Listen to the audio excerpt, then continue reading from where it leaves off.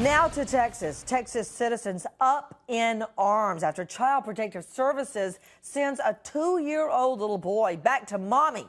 This after mommy has been investigated 4 times that we know of for alleged abuse of the little baby.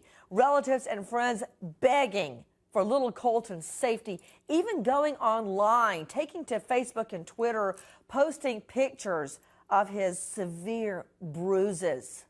Tonight, little Colton is dead. And we call for criminal charges not only on mommy, but on Child Protective Services. 2-year-old Colton Turner is dead, despite multiple reports of abuse over a short life. Police, following up on one of the abuse reports, questioned little Colton Turner's mother, who gave different versions of what happened to her son. You know, Pat Lalama, investigative reporter, joining me. When you've got friends and family posting abuse pictures of bruising and beatings that have happened, and CPS keeps sending the baby back, you know what? Whoever did that needs to go to jail. They need to rot in a prison cell, in a cell right next to mommy. Well, Nancy, here are the 4 caseworker visits. Here's the follow-up by the department. 14 different policy violations. Let me give you an example. No follow-up, no phone calls, no photos of the child, no law enforcement involved, no timely reports done. They even at one point downgraded the case in terms of its level of seriousness. They didn't take any report on the child's health care status. And even the department admits that they failed this child, and what they've done so far is fire 3 people, and we have a dead child.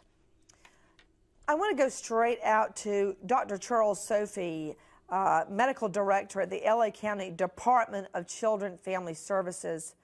Dr. Sophie. Yes. Child Services totally dropping the ball. The baby is dead. Absolutely.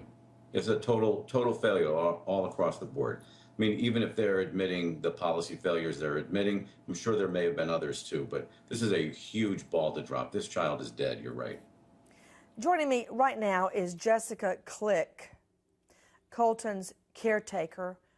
He called her Mimi. She was a second mother. Jessica, how many times did you see this child covered in bruises? I've seen him covered in bruises like twice, and so I called CPS the first time. They closed the case. Called CPS again after I saw the pictures on Facebook of her and Colton, and he looked sick, so I called CPS then.